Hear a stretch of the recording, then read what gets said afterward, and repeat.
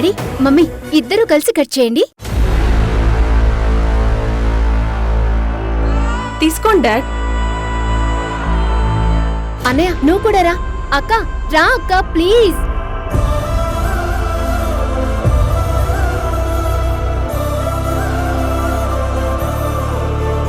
Mummy daddy చేయి పట్టుకో.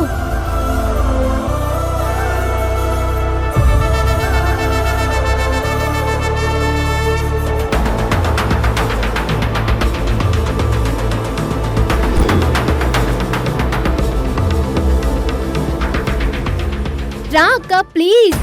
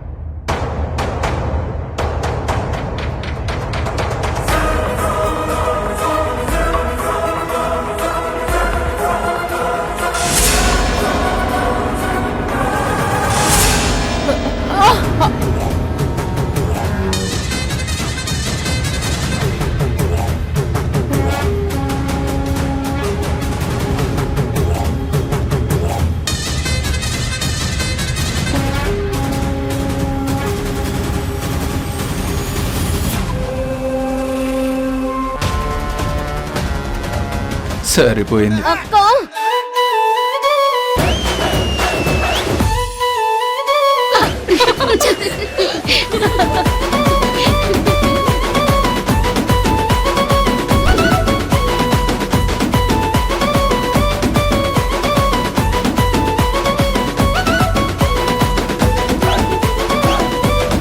అక్క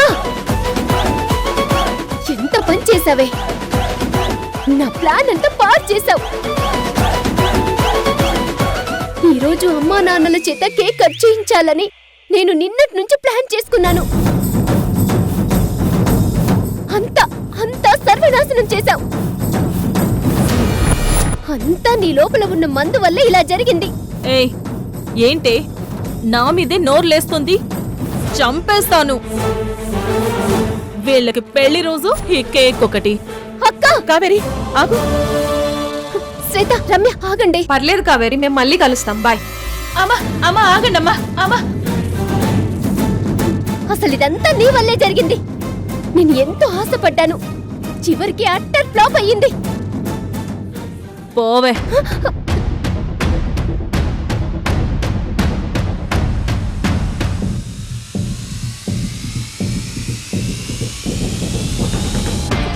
కావేరి బాధపడకు. నీ ఆలోచన మంచిదే, తప్పులేదు. దేనికైనా సమయం సందర్భం అనేది ఉండాలి. ఇప్పుడు మన కుటుంబం ఉన్న పరిస్థితుల్లో మేము ఇలా పెళ్లిరోజు జరుపుకోవడం కరెక్ట్ కాదు. మీరందరూ బావుండి మన ఇంట్లో అందరూ సంతోషంగా ఉన్న రోజు మీ అందరి మధ్యలో మేము మా పెళ్లిరోజును జరుపుకుంటాం. ఆ రోజున ఇలాంటి పరిస్థితులుండవు. సరేనా? మీ అమ్మ చెప్పింది నిజమమ్మా.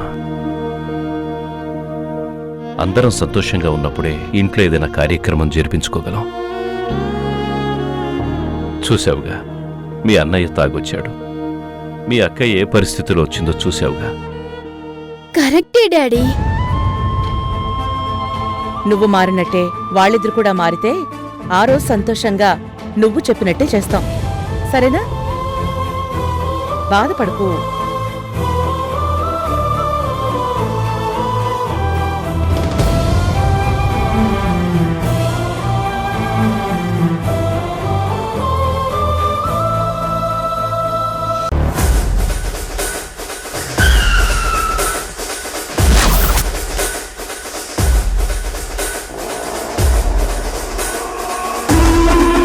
ఏయ్ నువ్వా?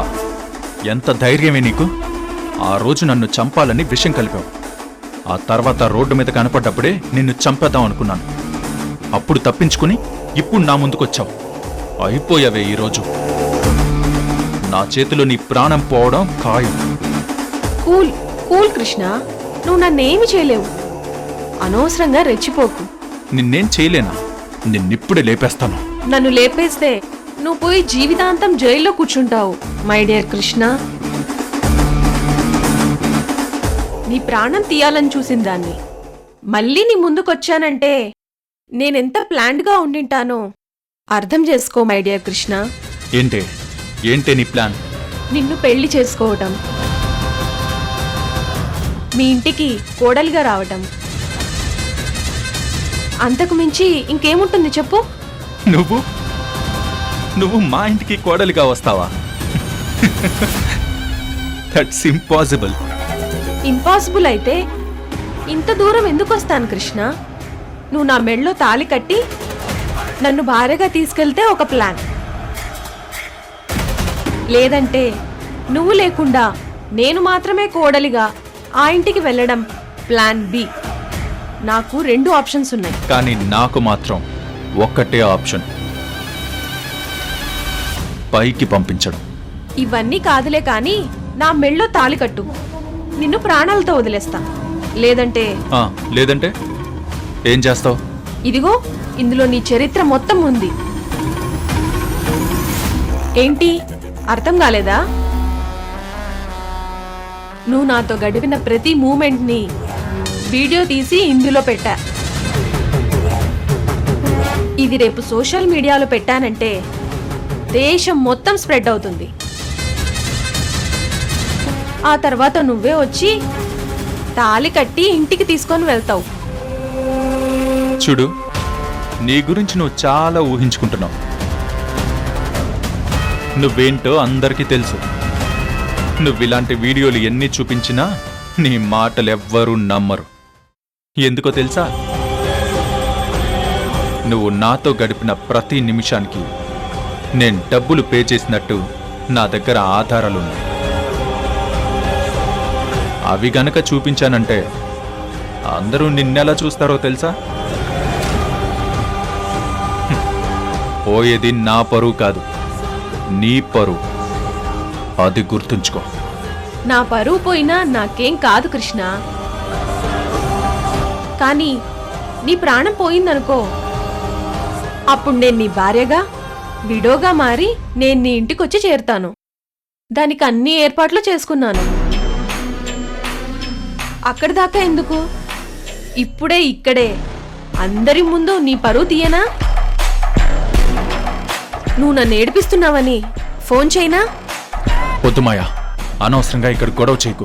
ఏదో చేస్తావన్నావు కదా కృష్ణ, రా చెయ్యి.